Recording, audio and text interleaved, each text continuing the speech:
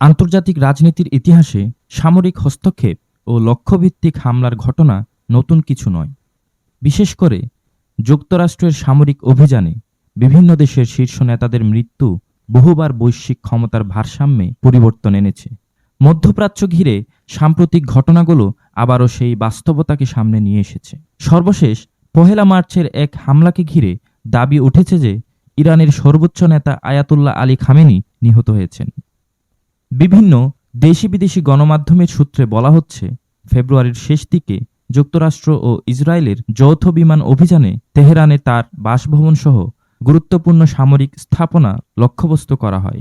একই ঘটনায় ইরানের প্রতিরক্ষামন্ত্রী আমির নাসিরজাদে এবং Islamic Revolutionary Guard Corps IRGC এর কমান্ডার মোহাম্মদ পাকপুরের মৃত্যুর কথাও প্রচারিত হচ্ছে।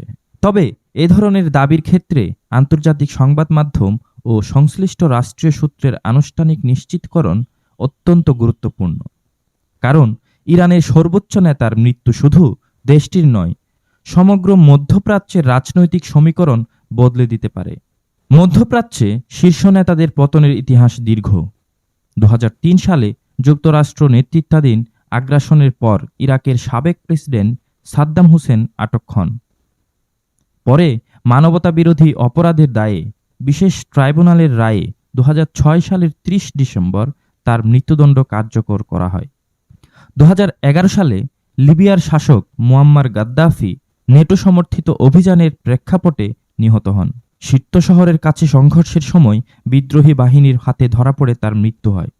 2020 সালের জানুয়ারিতে বাগদাদ আন্তর্জাতিক বিমানবন্দরের কাছে যুক্তরাষ্ট্রের ড্রোন হামলায় ইরানি জেনারেল কাশেম সুলাইমানি নিহত হন। এই ঘটনা যুক্তরাষ্ট্র ইরান উত্তেজনাকে তীব্র আকার দেয়।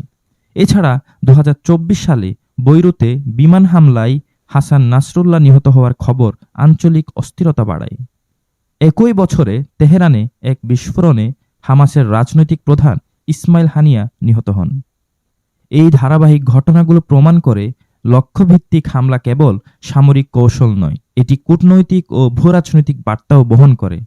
কোনো দেশের শীর্ষ নেতৃত্বে আকস্মিক পরিবর্তন আঞ্চলিক ক্ষমতার ভারসাম্য নড়িয়ে দিতে পারে, সৃষ্টি করতে পারে দীর্ঘমেয়াদী অস্থিরতা। বর্তমান প্রেক্ষাপটে সবচেয়ে বড় প্রশ্ন, এ ধরনের অভিযান কি আরও বিস্তৃত সংঘাতের দিকে বিশ্বকে ঠেলে দিবে, নাকি কূটনৈতিক সমাধানের পথই শেষ পর্যন্ত প্রাধান্য পাবে? আন্তর্জাতিক সম্প্রদায়ের নজর এখন সেদিকেই।